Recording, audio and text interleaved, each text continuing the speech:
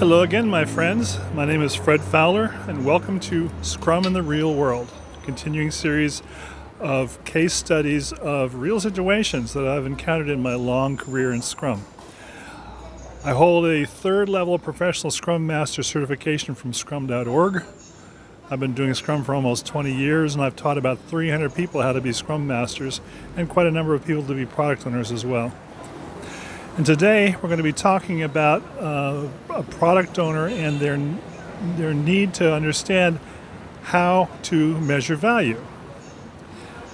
Now, why do they need to do that? Well, the Scrum Guide says that the job of the product owner is to maximize the value of the product. They use the product backlog and prioritization in order to get the most value out of the team when the team does this work. Now, maximizing value sounds great, but you have to be able to measure the value in order to maximize it. You cannot maximize something you don't measure, because if you make some change, you have no idea whether you've improved things or not. Basically, the demand that a product owner needs to maximize value also means the product owner needs to understand how to measure the value of the product. And measuring the value of the product is something that a lot of companies don't bother to do. They just basically take direction from upper management saying we need one of these, and they direct the product owner, have the developers do this, but without really understanding what they're trying to achieve in terms of value. And part of the reason that people don't really measure value is that they don't know how. How do you take a piece of software and measure its value in unmistakable ways, in ways that you can use for what's called empirical process control, which is making decisions based on measured facts as opposed to opinions? Too many product owners figure that value can be maximized just by opinions. I think this will be valuable. Well, you need to be able to actually measure it. Not only that, but you need to be able to measure it in terms of dollars and cents or euros or some currency. Why do you have to do that? Well, it's because as a product owner, you're prioritizing things for the developers to do, and the developers are not working for free. The developers cost money. And in Silicon Valley, where I'd spent much of my career, developers can be quite expensive. A 2-week sprint in Silicon Valley can cost $20,000. And so what that means is that the product owner needs to do what they can to make sure that every sprint the developers produce at least $20,000 worth of value. Otherwise, you're burning up money for no reason. You need to be able to measure the value to make sure you're actually not wasting money, you're actually making a profit. Now, there are 4 ways that value can be increased through an effort like Scrum. And it's important for a product owner to figure out which way the product is going to increase value for the company. And as I say, there are 4 ways. The first, most obvious way is, if you make software, you can measure its value by selling it. You can create a piece of software and then sell it and see how much you can sell it for. Customers will tell you how valuable the software is by how much they're willing to pay for it. And so, just as an example, let's say that you have a team and they create a game, an app called, Pink Flamingo Goofy Golf or something like that. And it's a simple app, but it's kind of addictive, and they put it up on iTunes and Google Play Store, and people can download it for $1.99 US or 2.5 euros. Let's just call it 2.5 euros to make it simple. So that's the price, but what's the value? The value is, how much do you sell? If it's sold for 2.5 euros and 1 million people download it, 1 million people buy it at that price, well, that means that that app is worth 2.5 million euros. You have measured the value of that app by having people pay for it. And so if you do that, you can then do some quick math to say, well, okay, if it's worth 2.5 million euros, how much did it cost for me to make? How much developer time went into it? And if it was something like 750,000 euros of developer time, well, that's great. That was a wonderful use of that resource, because you spent 750,000, you got 2.5 million back. Wow, that's a great profit margin. Now, at the same time, if it cost 3 million euros to produce and you only got 2.5 million euros back, well, that was pretty bad. Basically, you burned up 500,000 euros for no purpose. So it's important to measure the value of the product in terms of money, because you're spending money to create it. And a good way to measure the effectiveness of a product owner is what the return on investment is. How much are you spending to create these things that the product owner identifies, and how much are they worth in the end? What's the ratio of, what's the profit margin, the return on investment? Okay. So anyway, that's one way to do it. You can sell the product, and that way the marketplace will tell you what it's worth. Now, the second way to increase value is in cost reduction. So let's say that you're a car company and you make 1 million cars per year, and you want to do some innovation that will let you make each car for 50 euros less per car. In other words, you do some improvement that saves 50 euros per car. What's that worth? Well, if you can save 50 euros per car and you do 1 million cars a year, that's 50 million euros. That's a lot of money. Good piece of change.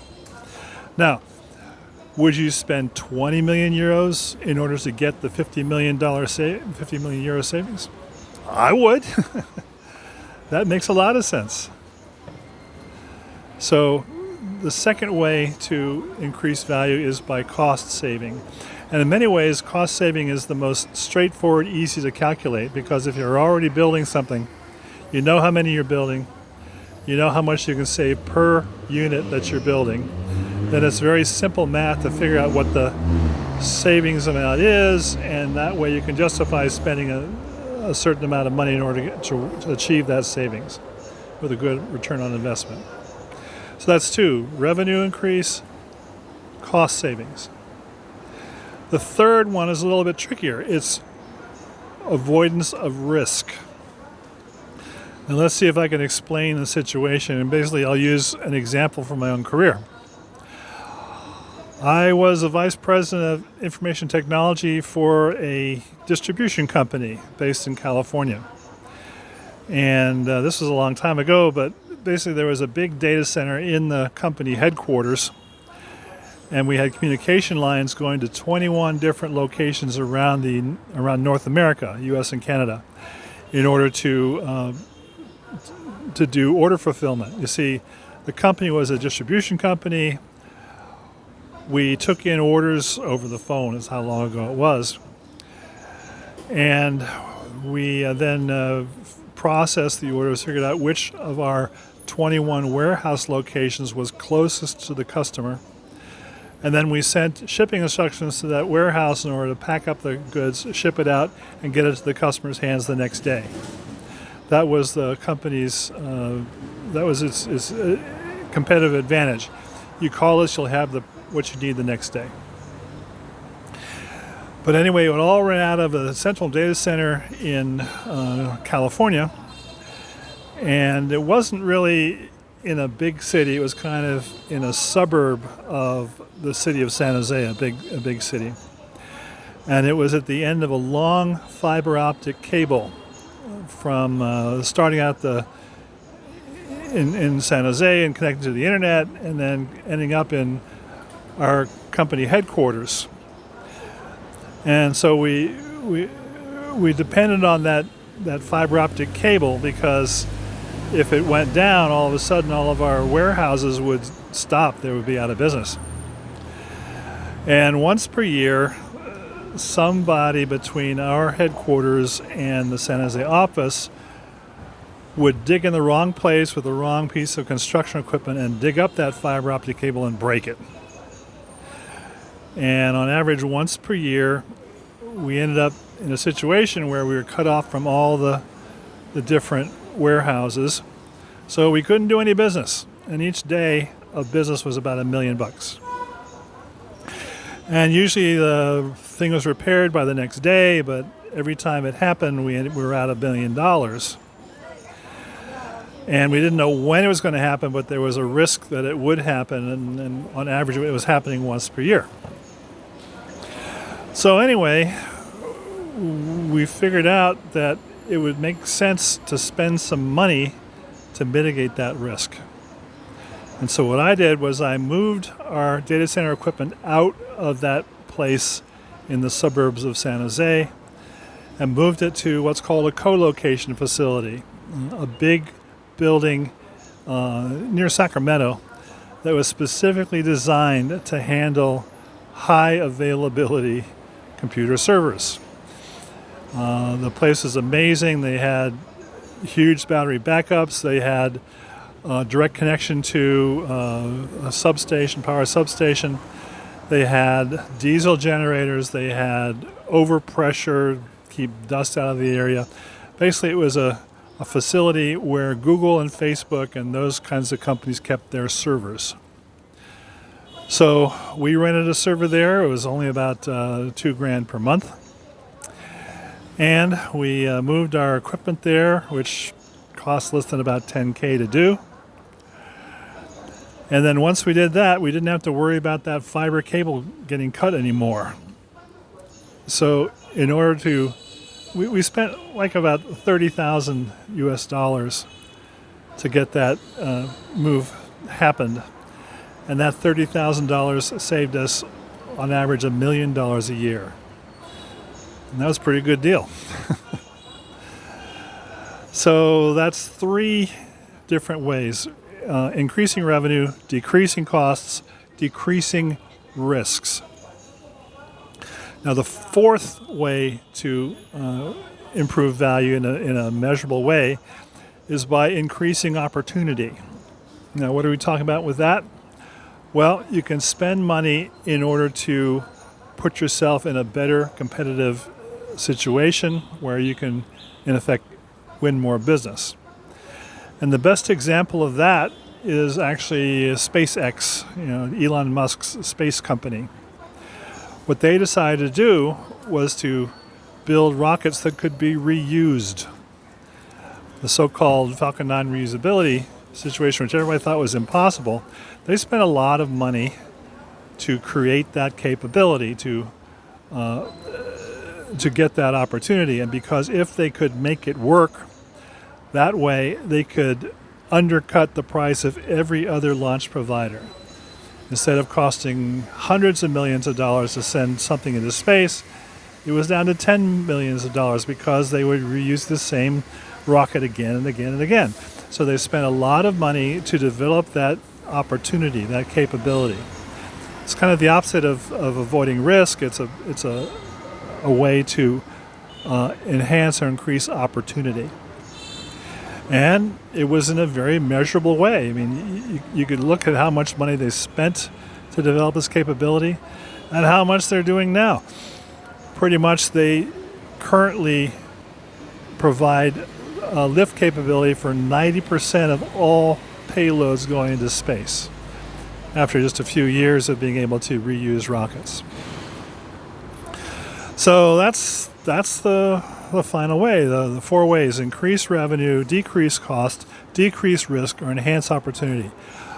Every product that you have that you're working on ought to be able to be measurable in one of those terms. And so if you're building something, you should look and see what is the way to increase value that this product is providing, and then figure out a way to measure it. If it's a cost reduction, well, you can do the work and then you can measure how much cost actually gets reduced. If it's an increased revenue, you can build the product and then sell it, figure out how much you actually sell it for. So the point is that a product owner needs to be able to do those calculations. Now, unfortunately, you can't measure the value of something that doesn't exist yet. And when something is just in the product backlog stage, it hasn't been implemented yet, it doesn't exist. You cannot measure its value. What you have to do is you have to create something, some aspect of it, and then measure that value. And the product owner in that situation is acting as a kind of investor, a speculator. If we do this, it'd probably be worth this much money. Let's try it and see. And by the way, this goes back to something else in the Scrum Guide that people are confused about. The so-called definition of done. Now, developers are supposed to create software increments that meet the definition of done. Now, what's the definition of done all about? The definition of done specifies what has to be true for something to say we can give it to a client with no further work required. If it meets the definition of done, that means it's ready to go. We can give it to the client. No further work has to be done on it before it's ready to give to the client. Now, why is that important? It's because before the definition of done is met, something is not and has no measurable value. You can't sell something that isn't complete. You can't calculate the cost reduction of an incomplete cost-saving measure. It has to be done, finished, in the client's hands in order for it to have any measurable value. And so the definition of done is very important, and the product owner needs to understand and use that so that they can understand the value that they're trying to create and then measure the result after it's been created. So anyway, I hope that helps. Once again, thank you very much for taking the time to watch this. If you like this, please go ahead and like it. Hit the thumbs up button. If you want to share it, please do. If you want to subscribe, that'd be great. That way you can get advance notice of every video that I do. So anyway, I want to say thanks very much and look forward to seeing you next time. Look forward to seeing you again as we explore Scrum in the real world. Best regards.